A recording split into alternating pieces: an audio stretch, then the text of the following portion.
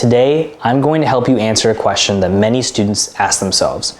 Should I go to medical school? Chances are the thought of becoming a doctor has once crossed your mind. After all, we think about just what we would do with the salaries they earn, smile imagining being associated with the prestigious white coat, and are overall fulfilled knowing that they're helping others. Couple this with exciting TV dramas like Grey's Anatomy, House MD, and The Good Doctor, and honestly, who wouldn't want to be a doctor? Chances are you're probably at a point where you're honestly considering it, but you want to know more about what medicine really is like to make your decision. Don't worry, you're certainly not the first person to question whether medicine is the right career for them.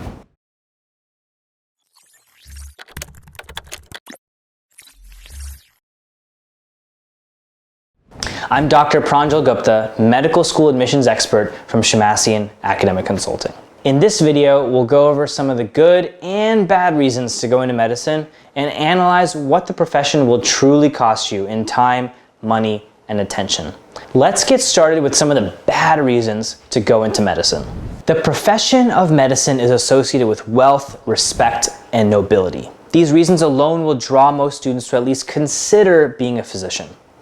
Each student ends up deciding to continue down or deviate from this path for various reasons. Here are some major reasons that we've personally seen cause the downfall of many pre-med applicants. You do have more options than simply becoming an engineer, physician, or lawyer. You're growing up in a different era where computer scientists, entertainers, inventors, and entrepreneurs are achieving the same stability, wealth, and prestige. While I understand how strong your family's influence can be on such an important decision, don't go to medical school just to make your parents happy. Here's why. Medicine is a long and arduous process. Expect to dedicate 7 to 12 years of your 20s and early 30s to training. You want a predictable, consistent 9-to-5 job. Think about your desired lifestyle and how medicine fits in with that. Imagine yourself being on call. How would a career in medicine fit in with your personal life? Of course, these are difficult decisions to answer before medical school, and I don't expect you to fully know whether you'll be able to balance medicine and your desired personal life. Still, I'd encourage you to reflect on these questions and learn more about how the life of a physician truly plays out, whether that's through shadowing local doctors or conducting informational interviews. This will help contextualize your understanding of the profession and demonstrate that medicine will not be your typical 9-to-5 job. By now, you've probably heard people say some variation of don't go into medicine for the money. To be clear, physician salaries are high. In fact, Doximity's annual physician compensation reports indicate that physicians in California make an average of $356,000 a year. I'd be silly to say that it isn't a great deal of money. It is. Still worth contextualizing that salary after all. One's net worth isn't determined by salary alone. We won't go into an in-depth analysis here, but let's understand why. Despite a $350,000+ salary, many people say that medicine doesn't pay. First and foremost, doctors make money much later on than their non-medical peers. The average age of a resident is 28 years old with an average salary of $200,000. Its residents continue making around this amount of money for 3 to 7+ years of training. Only after that's complete, when they're an average anywhere from 31 to 35 years old, will they finally earn the average of $350,000 attending salary that we discussed earlier. Contrast this with your 22-year-old college graduate who, according to the National Associations of Colleges and Employers, makes an average of $51,000 right out of college. Although many of these recent college grads may never earn an annual salary as high as an attending physician, they will have anywhere from 9 to 13 years of a head start. Couple these earnings with a decade of savings accumulating on an average 7% annual return, and you can begin to appreciate the difference in net worth between a 30-year-old newly graduated resident and an age-matched non-medical peer. If that wasn't enough, we haven't discussed the debt that medical students accrue during training. Finance company Credible reports that 80% of medical school graduates take on loans to complete their degrees, accruing an average of $251,600 of debt and take an average of 13 years to fully pay off their loans. These financial considerations all start to chip away at the true value of an attending $356,000 a year salary. The bottom line is, don't expect medicine to fund an extremely lavish lifestyle. While you'll probably live comfortably, the decades in lost earnings in conjunction with the debt you'll have to take out brings the physician's salary a little closer to earth. We've discussed now what medicine can cost you in terms of personal and financial life. But another important consideration is the opportunity cost you incur while training. You'll most likely be spending the entirety of your 20s and your early to mid 30s as a full-time student or a resident, logging anywhere from 40 to 80-hour weeks. I encourage you to think deeply about not only what the medical training involves, but also what you will sacrifice during training. While we humans all have a desire to be appreciated and respected, think a tad longer about the prestige you may think is inherent in medicine. It should not be the sole factor driving your decision. Prestige is nice, but it is not enough on its own to sustain you in the long run. Now, let's move on to some of the good reasons to go into medicine. With all of these sound reasons not to go into medicine, there must be some equally strong reasons to go into medicine, given how popular it is as a profession. And there certainly are. Here are a few for you to consider. You love serving people. Medicine, not unlike the restaurant, fitness, or hospitality business, is a business of service. You'll be tasked with the responsibility of caring for people's health. You'll be trusted with their most vulnerable emotions and will serve as their partner and guide through some of their lowest moments. If giving to others comes naturally to you, medicine is a profession with opportunities ripe for giving. You enjoy working within team environments.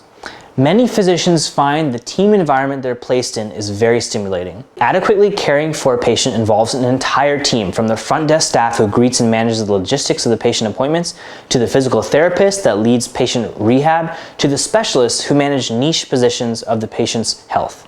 Medicine's a multidisciplinary nature that forces physicians into teams. If you enjoy an environment where you're continuously depending on and contributing to your teammates, you'll find going to work as a physician is very satisfying. You enjoy learning. The practice of medicine changes rapidly. Guidelines for care are revised annually with the progression of scientific research.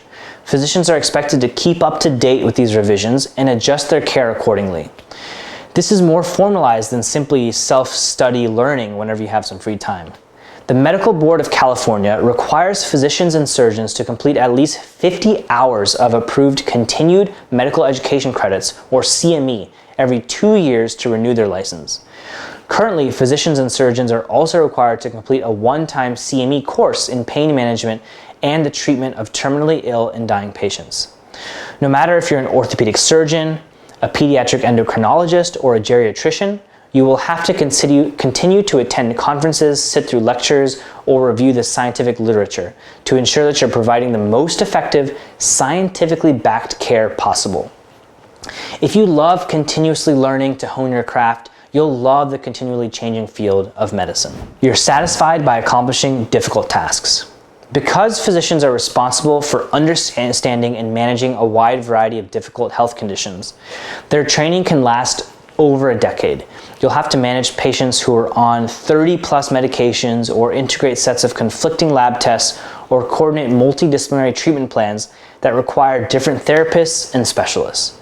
In addition, you'll have to tackle patients that have difficulties due to their socioeconomic status or deep-rooted behavioral issues that prevent them from adhering to your treatment plans. All this is to say that medicine is complex and rarely as simple as prescribing the medication you learned years ago in medical school. If you're the type of person who's satisfied by complex, nuanced tasks, you'll find managing the health of your patients to be a fulfilling feat. Stability.